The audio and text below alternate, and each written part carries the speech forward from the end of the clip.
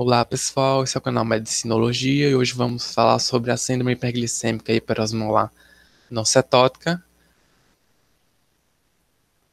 Essa condição ela é uma complicação da diabetes, principalmente relacionada em pacientes adultos e idosos com uma longa história de diabetes mellitus 2.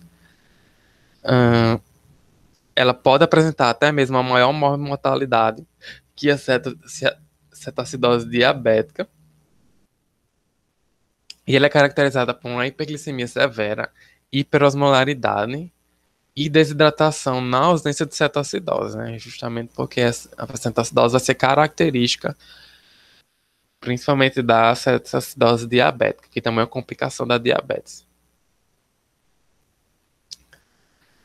Então, ela também vai apresentar alguns fatores precipitantes, que vão incluir algumas drogas, como glicocorticoides,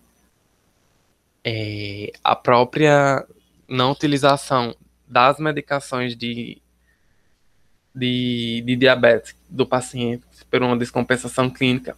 Mas um caso muito importante seriam as próprias infecções, como as infecções de trato urinário, pneumonias e as gastroenterites. Também podem desencadear uma descompensação da diabetes. A fisiopatogenia dessa condição, por ser mais relacionada a uma diabetes mellitus 2, ela vai estar relacionada a um aumento da insulina resistência e pode também estar associada a uma insulinopenia, pois ao longo dos anos da diabetes mellitus 2 pode-se ter um cansaço, digamos assim, das células beta-pancreáticas na produção de insulina. Isso pode acarretar certa insulinopenia. E essa insulina resistência com o aumento da glicemia vai causar um aumento dos hormônios contrarreguladores.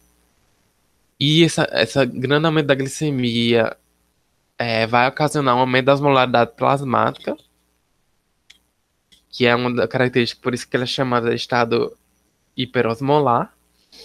E também vai ser caracterizado por ter ausência de corpos cetônicos, porque mesmo que com essa insulina resistência, a insulina presente, ela ainda é capaz de reduzir grande parte da lipólise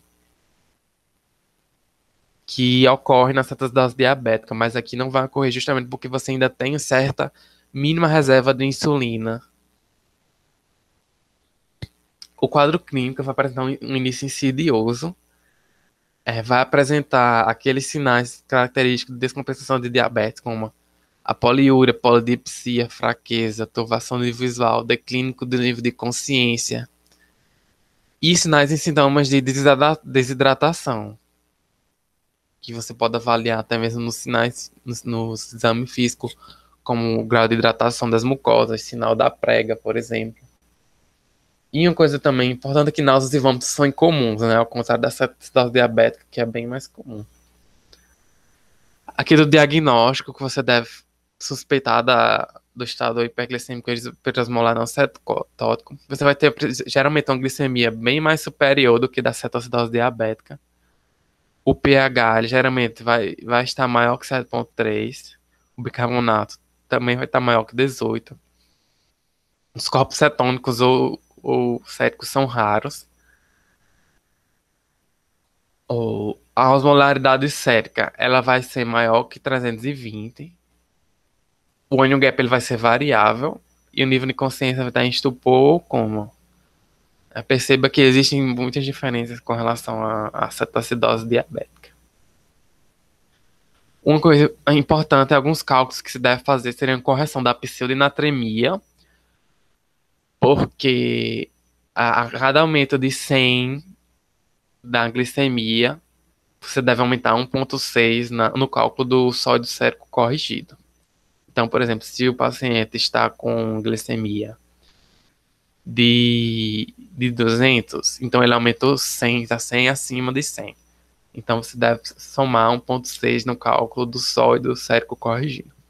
Outro cálculo importante é o cálculo da osmolaridade plasmática, que é feita calculando duas vezes o sódio somado a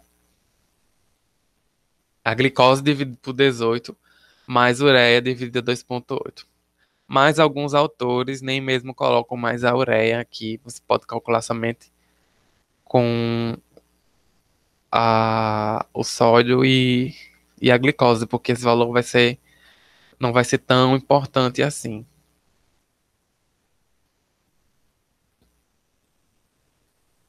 O tratamento ele vai ser um pouco parecido com o da cetoacidose diabética, mas vai incluir o uso da insulina regular, a hidratação venosa, a reposição de eletrólitos.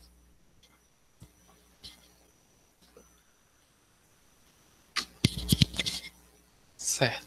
Com relação à hidratação, ela deve ser feita inicialmente uma reposição volêmica de acordo com a necessidade hemodinâmica do paciente, que pode ser feita com 15 a 20 ml por quilo de soro fisiológico 0,9%. Aí você pode fazer uma manutenção com 250 a 500 ml por hora IV, conforme a necessidade do paciente. Deve ser corrigida a hipernatremia com soro fisiológico 0,45. Quando a glicemia ela estiver abaixo de 300, desculpa pelo erro no slide, deve-se associar um soro glicosado 5% à infusão da solução salina na, na proporção de 1:1 com velocidade de 150 a 250 ml por hora. Assim, com relação ao potássio, se o potássio menor que 3,3 não se deve iniciar a insulina e se deve administrar de 10 a 20 mEq por hora de potássio IV até que o potássio atinja 3,3. Se o potássio estiver entre 3,3 e 5,2, deve ser administrado de 20 a 30 mEq de potássio em cada 1 litro de hidratação IV para manter potássio cerca entre 4 e 5. E se for maior que 5,2, não é necessário repor potássio e dosar o potássio a cada 2 horas. A insulinoterapia ela deve ser iniciada por via IV em bolos 0,1 unidade por quilo e depois deve ser feita uma infusão contínua também com 0,1 unidades por quilo por hora. Você deve analisar essa glicemia a cada hora. Se a queda na glicemia ela for menor que 51 horas, deve-se rever a hidratação e aumentar a infusão de insulina.